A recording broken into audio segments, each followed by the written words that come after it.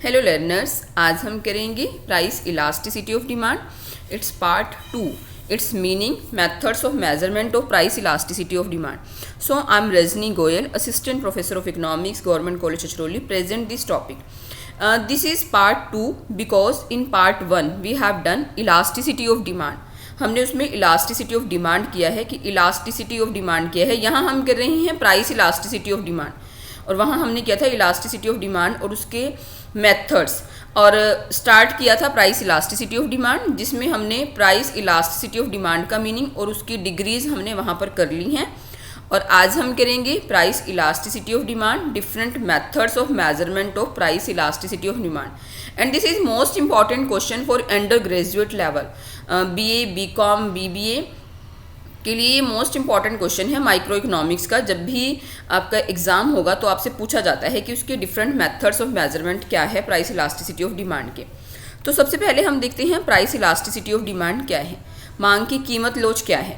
तो मांग की कीमत लोच क्या है? कीमत में परिवर्तन होने से मांगी गई मात्रा में होने वाले परिवर्तन के माप को मांग की कीमत लोच कहा जाता है। जो कीमत में होने वाले परिवर्तन से मांग में किस तरह किस दिशा में परिवर्तन होता है, ये तो हमें मांग का नियम बताता है केवल, लेकिन जब हम उस परिवर्तन को मापते हैं कि जो परिवर्तन हुआ उसका जो मेजरमेंट करते हैं वो हम प्राइस इलास्टिसिटी ऑफ डिमांड में करते हैं, मांग की कीमत लोच में करते हैं।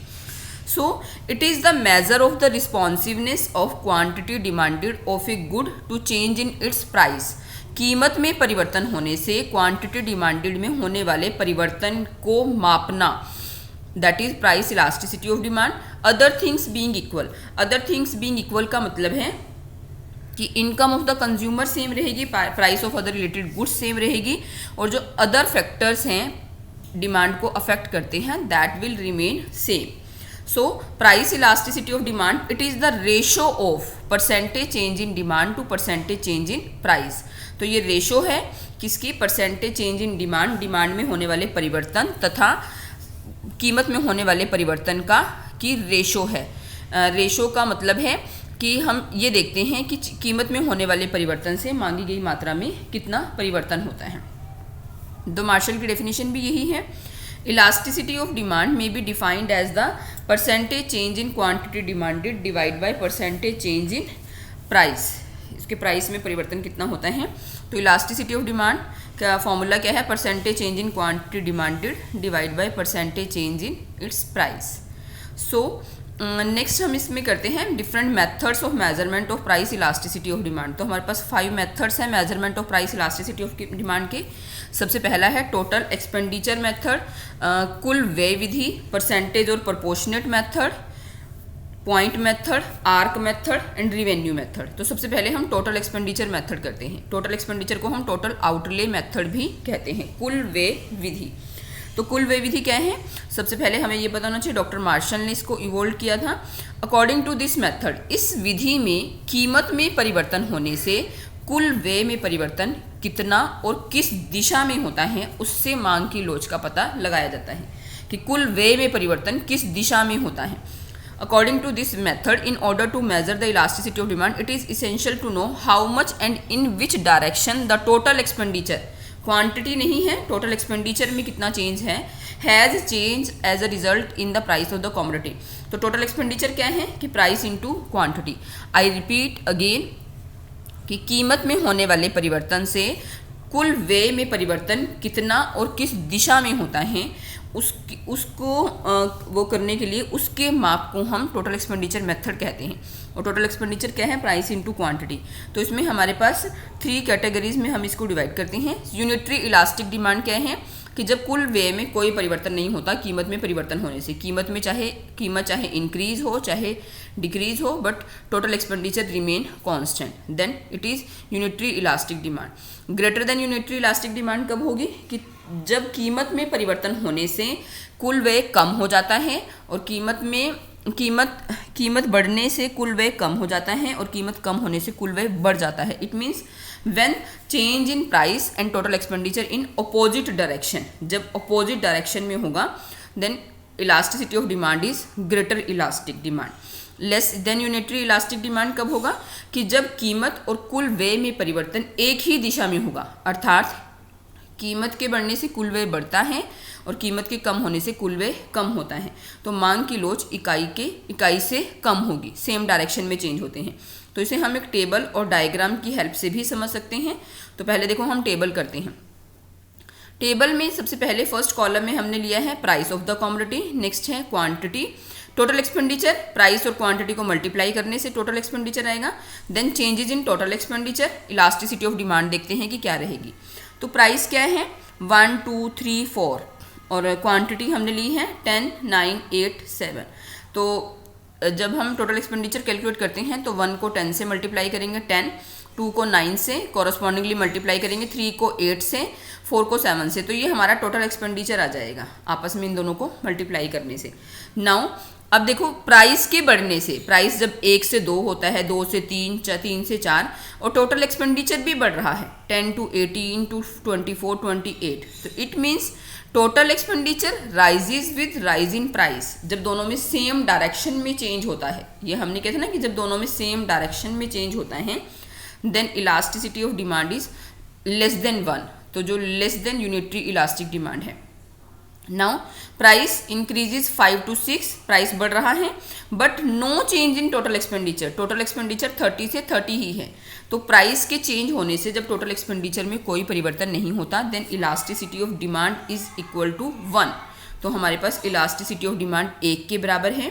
नेक्स्ट प्राइस के इंक्रीज होने से 7 to 8, 8 to 9, 9 to 10, price increase हो रहा है लेकिन टोटल एक्सपेंडिचर में कोई चेंज, टोटल एक्सपेंडिचर में जो चेंज है वो अपोजिट डायरेक्शन में है कि प्राइस इंक्रीज है और टोटल एक्सपेंडिचर डिक्रीजेज 28 to 24, 18, 10।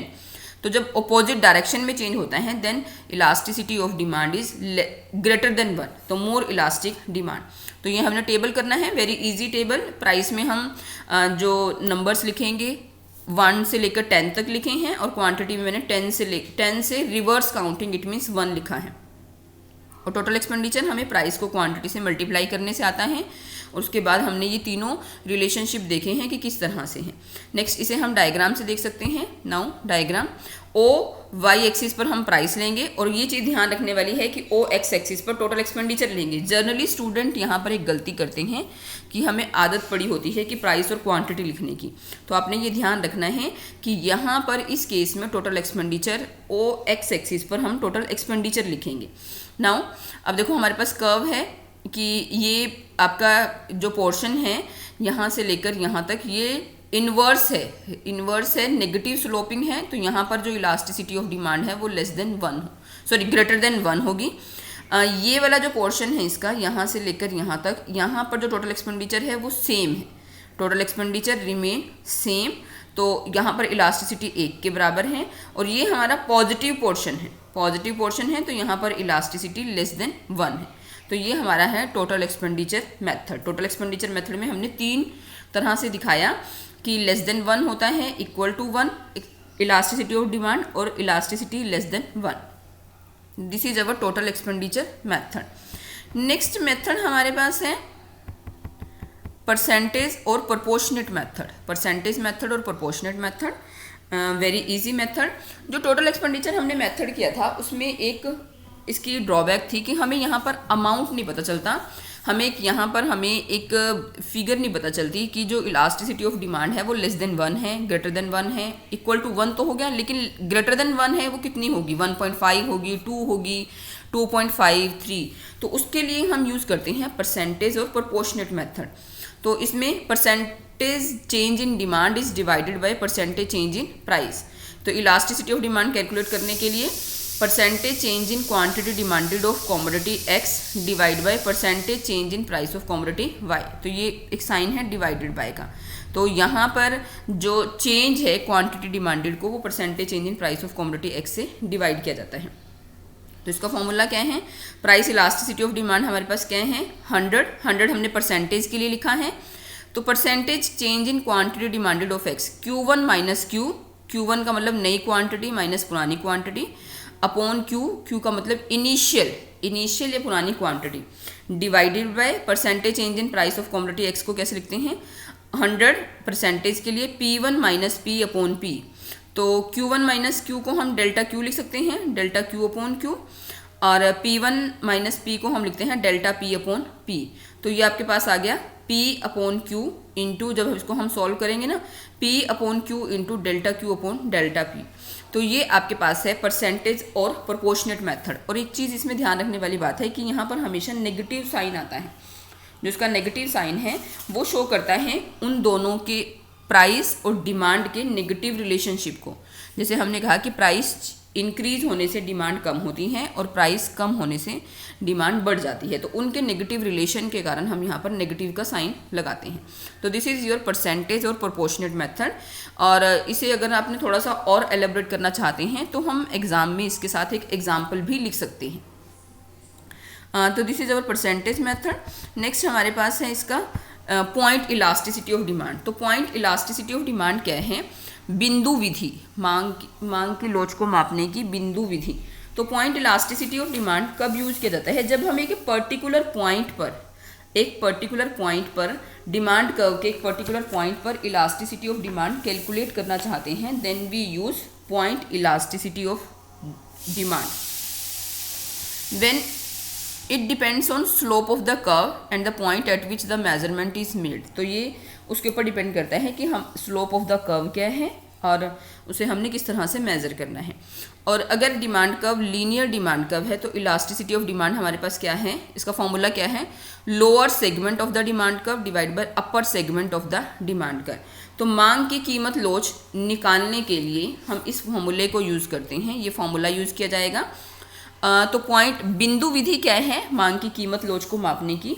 बिंदु विधि का मतलब है कि जब मांग वक्र के एक निश्चित बिंदु पर मांग की लोच का पता लगाया जाता है तो हम बिंदु विधि का प्रयोग करते हैं। और इसके लिए फॉर्मूला है lower segment of the demand curve, मांग वक्र के नीचे का भाग डिवाइड बाय मांग वक्र के ऊपर का भाग। तो ये हमने इसका फॉर्मूला लगाना है, lower portion of the demand curve divide by upper segment of the demand curve. अब देखो ये हमने FC डिमांड कर्व बनाया है, FC डिमांड कर्व है। और अब इसके डिफरेंट पॉइंट्स पर इलास्टिसिटी ऑफ डिमांड निकालनी है। सबसे पहले फॉर एग्जांपल हम A बिंदु पर पॉइंट इलास्टिसिटी निकालते हैं, point elasticity of demand eight point A। तो अब इसका फॉर्मूला क्या होगा? Lower segment. तो लोअर सेगमेंट क्या है? AC upon AF। तो हमने लिखा AC अपॉन AF। तो जो A पॉइंट है वो मिडल ऑफ द कर्व है, कर्व के बिल्कुल बीच में है। और जितना पोर्शन आपका ए नीचे वाला भाग है उतना ही हमारा पोर्शन ऊपर वाला भाग है। तो यहाँ पर इलास्टिसिटी ऑफ डिमांड 1 के बराबर होगी। इसी तरह से पॉइंट B पर अगर हम इलास्टिसिटी निकालना चाहते हैं तो हमारा फॉर्मूला होगा BC।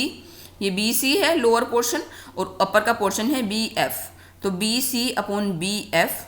तो लोअर पोर्शन अब हमें दिखाई दे रहा है कि lower portion is less then upper portion. Upper portion ज़्यादा है और लोअर पोर्शन कम है, तो इलास्टिसिटी ऑफ डिमांड हमारी लेस देन 1 होगी। और इस तरह से अगर हम पॉइंट C पर निकालते हैं, ये पॉइंट C है, पॉइंट C पर lower portion is 0, lower portion कुछ भी नहीं है, and upper portion is FC। Upper portion है CF या FC। तो अगर हम 0 को FC से डिवाइड करते हैं तो हमारी इलास्टिसिटी 0 होगी यहाँ पर। और F पोर्शन पर इलास्टिसिटी ऑफ डिमांड क्या है? F पोर्शन पर लोअर पोर्शन है FC, लोअर पोर्शन है FC अपॉन 0। अपर पोर्शन कुछ भी नहीं है तो अपर पोर्शन है 0। तो FC को 0 से डिवाइड करेंगे तो elasticity of demand is infinity. So point elasticity of demand हम वहाँ यूज़ करते हैं जब हमें मांग वक्र के एक पर्टिकुलर पॉइंट पर इलास्टिसिटी ऑफ डिमांड को कैलकुलेट करना है। तो ये हमारी हो गई point elasticity of demand. Next method हमारे पास है आर्क मेथड, जिसे हम बोलते हैं चाप विधि। तो चाप विधि हम कब यूज़ करते हैं? जब हमें जो पॉइंट मेथड है वो हमने तब यूज़ किया था जब एक निश्चित बिंदु पर मांग की लोच निकालनी है। लेकिन आर्क इलास्टिसिटी चाप मेथड हम तब यूज़ करते हैं जब हमें एक पर्टिकुलर पोर्शन में, जैसे कि ये A से लेकर B तक एक पर्टिकुलर मांग वक्र के एक पर्टिकुलर पोर्शन में अगर हमें मांग की लोच का पता लगाना है, then we use this arc method. तो arc elasticity is a measure of average responsiveness to price change shown by the demand curve over some defined portion of the demand curve, ये जो डिमांड कर्व है इसके अगर हम एक portion में मांग वक्र में मांग की लोच का पता लगाना चाहते हैं, then we use arc method. And arc is the portion between 2 points on a demand curve. अब जो आर्क है वो हमने ए बी यहाँ पर आर्क बना दी है, ये ए बी आर्क है। तो ये हमारा है आर्क मेथड कि अगर हम एक पर्टिकुलर पोर्शन में मांग वक्र के डिफरेंट पॉइंट्स के बीच में मांग की लोच का पता लगाना चाहते हैं। वन थिंग मोर, इसमें चाप विधि में क्या है, चाप विधि में जब हम इलास्टिसिटी ऑफ डिमांड निकालते हैं, इससे पहले मैं आपको एक चीज़ दिखाऊंगी। जब हमने परसेंटेज मेथड किया था तो हमने यहाँ पर जो क्वांटिटी थी ना वो क्यू ली थी। क्यू जब डिवाइड किया था ना हमने क्यू, और प्राइस भी हमने सिंगल प्राइस का मतलब इनिशियल प्राइस या फिर इनिशियल क्वांटिटी ली थी।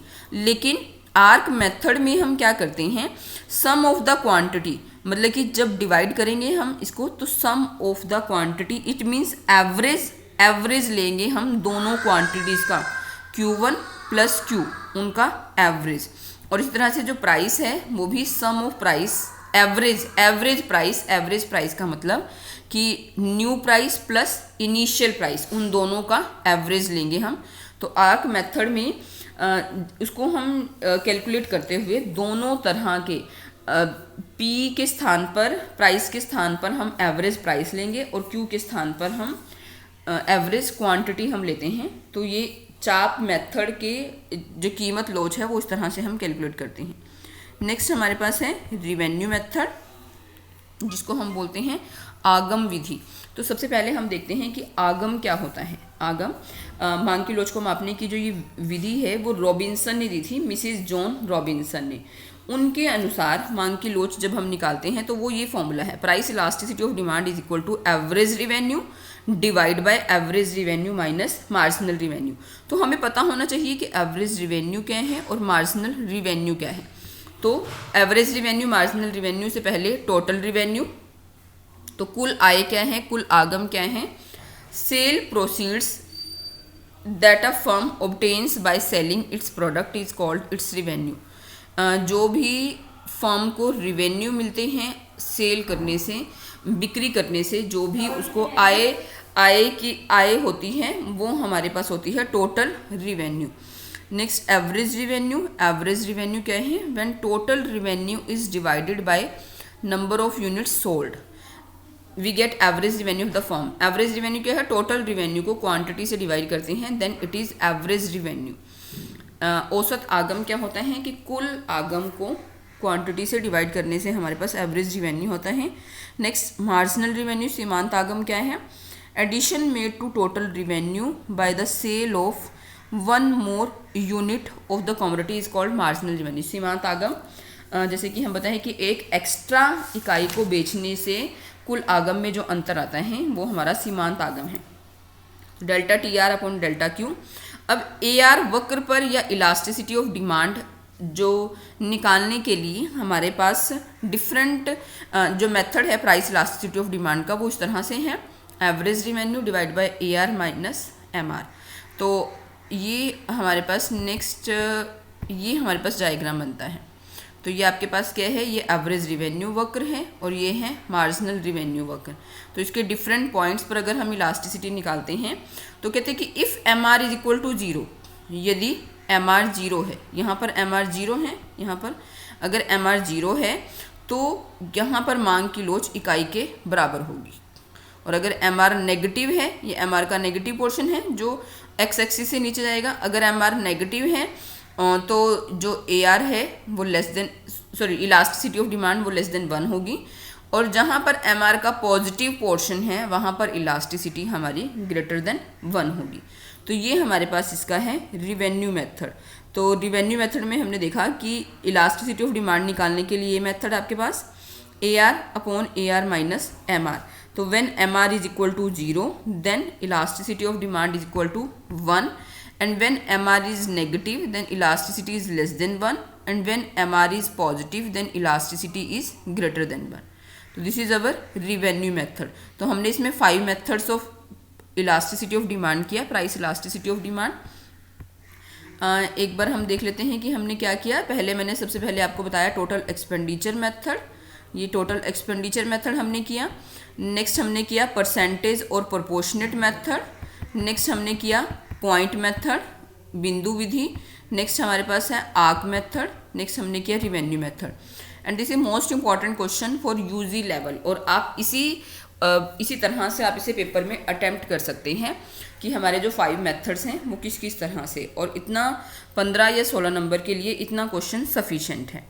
तो आई होप कि आपको सबको समझ आया होगा, और किसी को भी अगर कोई प्रॉब्लम है तो वो बता सकता है कमेंट बॉक्स में करके कि क्या है। So thank you very much, have a nice day.